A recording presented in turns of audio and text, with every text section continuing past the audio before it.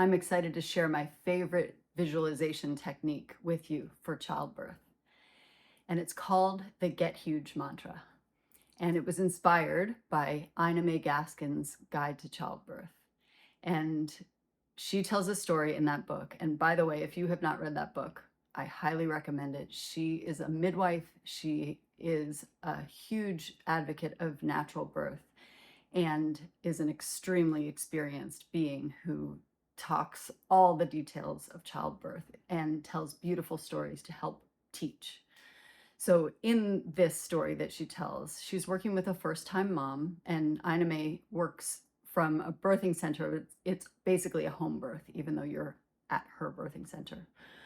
And this first-time mom expressed concern that this small hole would not accommodate this big baby getting out.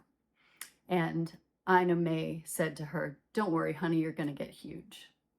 So this woman is in labor, and it's the first stage of labor, so the opening phase of labor, and Ina May is checking to see how far this woman has dilated. And as she's checking her, the woman has a contraction, and Ina May feels her cervix dilate several centimeters in one contraction. And she says, "Honey, how'd you do that?" And the woman says, "I'm using that mantra you gave me." And Ina May says, "What mantra?" And she says, "I'm going to get huge. I'm getting huge. I'm getting huge." In the second stage of labor, Ina May is checking again. As we've talked about before, with a first-time baby, as they're descending through the birth canal, they go back and forth as they're making their slow progress forward.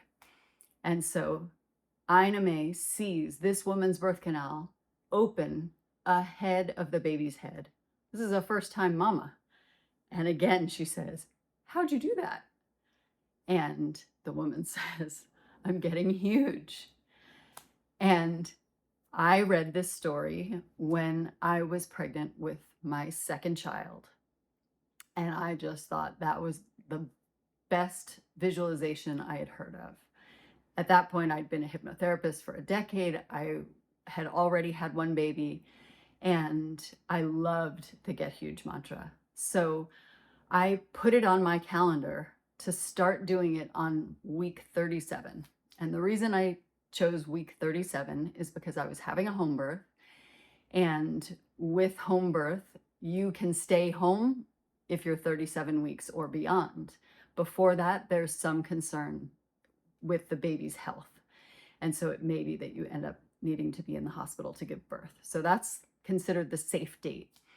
So on week 37, I start doing the Get Huge mantra every single time I have a Braxton Hicks contraction. Now, Braxton Hicks contraction are the warm-up contractions, right? You might feel that your belly gets a little bit hard. For most mamas, it's absolutely comfortable. It's just a bit of a strange feeling, but they're little, it's like your uterus is weightlifting, little warm-up contractions. So every time I felt my body contract, I would do a big giant balloon breath and practice the Get Huge mantra and just imagine my cervix opening huge, my birth canal being huge. I mean, how many times in your life have you walked around wanting a really huge vagina, right? We need to practice this. This is not something we think about every day. So I practiced this religiously. I practiced it every time I had a Braxton Hicks contraction. I would let my belly hang off of my spine, as we've talked about, the big balloon breath, and then this mantra, just imagining my cervix opening. And I knew that my first baby had been born at 38 weeks. I was born at 38 weeks. My brother was born at 38 weeks. It runs in my family. So I figured I was getting close to labor, and I was imagining that with all this coaxing with my mind, that I was probably nudging that cervix open. And indeed, at 38 weeks, when I was checked, I was 2 centimeters dilated. I thought, like, 2 down, 8 to go. This is awesome. I'm not even in labor yet. I must be ready to go into labor any minute. Well, no, it took another week of Braxton Hicks contractions before anything was happening. And so I just religiously, and then as time was going on, and it felt like, oh my gosh, I am so done with being pregnant, which is a good thing to feel. Mother Nature makes it so that you're ready to give birth. But I also had a 1-year-old who I was still nursing. Like I was just, and nursing makes your uterus contract. I was just done. So I was doing that get huge mantra literally constantly. And on the day that I ended up giving birth, I was having Braxton Hicks contractions a lot. And as my 1-year-old and my husband and I went out to dinner that night, we walked down a big hill in San Francisco. We walked about a half mile from our old house to the place we were going for dinner. And I noticed that I was having these Braxton Hicks contractions every 5 minutes. And as we were sitting there having dinner, I noticed it, and I didn't say anything because they literally felt like nothing. They were super short. They were very mild as we were walking back up the hill every 5 minutes. So I asked my husband when we got home if he would put the baby to sleep, because I wanted to be able to fill the birth tub and soak. It just felt like one of those days. My body was tired. And I said, I know it's a big waste of water, but can we at least get it started? It takes 2 hours to fill this thing. So he got it started and went to put the baby to sleep. And I started doing the dishes. I'm having so many memories as I'm telling this story.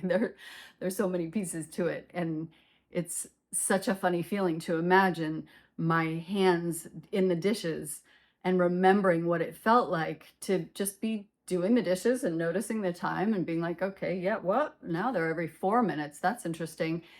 And then there was a contraction that I had to stop doing the dishes. And I just remember I was doing the balloon breath. I was leaning forward, so my belly was off my spine. And I thought, I can't do the dishes anymore. It's possible I'm in labor. But there was so much to do. I finished doing the dishes.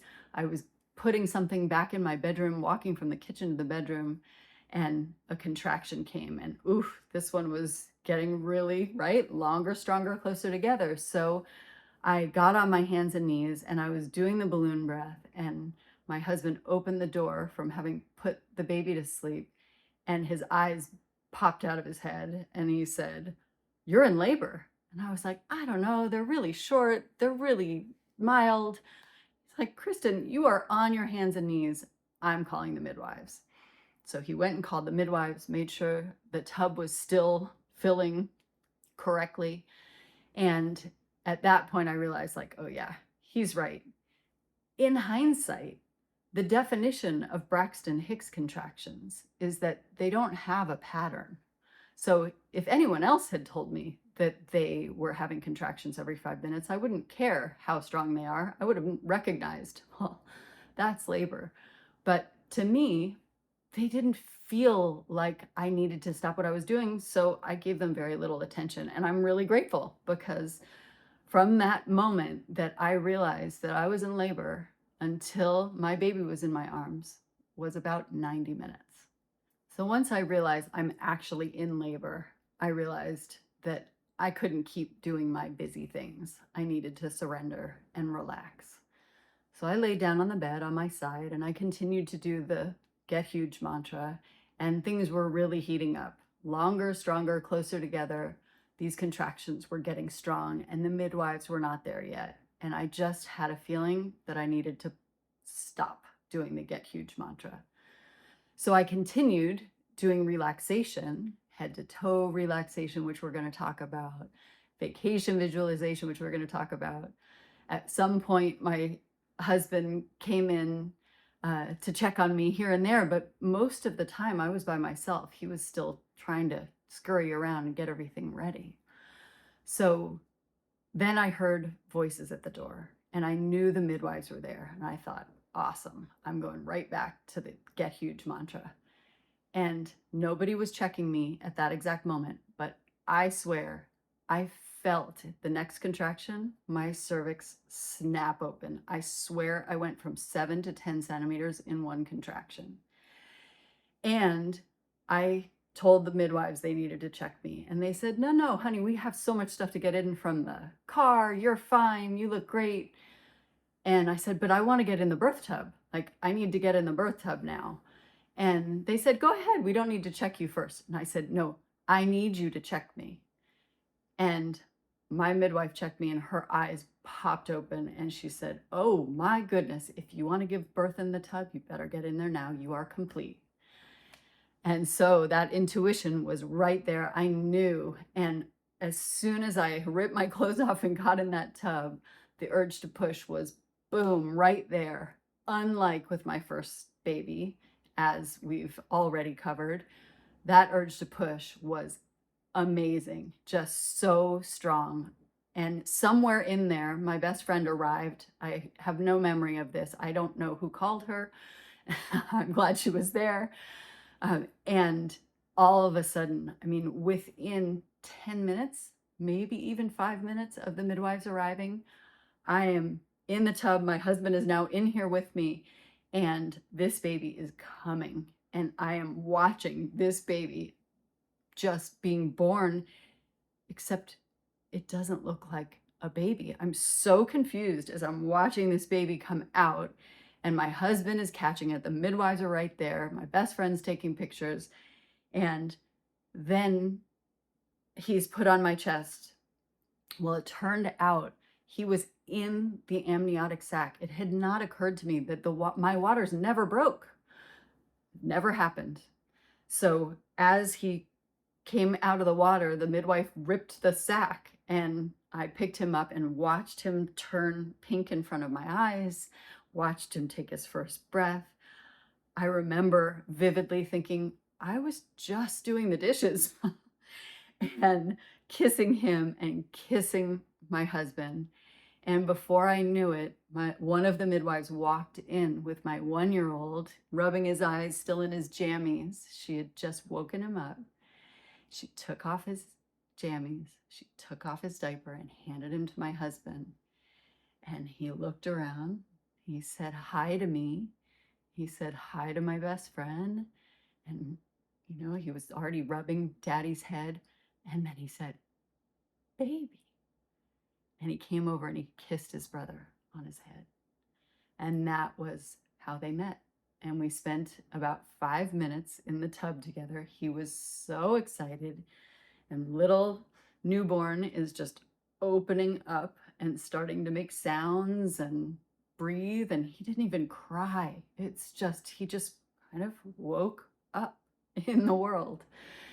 And about 5 minutes later, the midwives recognized that it was time for me to birth the placenta. And they said, you can either stay in the tub or you can get out. And I decided to get out. So after getting out of the birth tub to birth the placenta, I squatted on the birth stool that the midwives had placed right next to the tub, still with my baby in my arms. Someone put my bathrobe around my shoulders, and I just remember sitting there for a couple minutes. I birthed the placenta into a bowl so that somebody could carry it and walk with me, because the baby was still attached to the placenta, walk with me to our bedroom so I could climb into bed with my husband and my 1-year-old and my new baby, and we could settle down before we cut the cord and started to nurse and all of the gentle unfolding of new life. So to me, that was a Get Huge mantra birth. It felt like the Get Huge mantra helped me prepare and open before giving birth, helped my cervix open, and certainly everything was very relaxed to have a baby come out that quickly.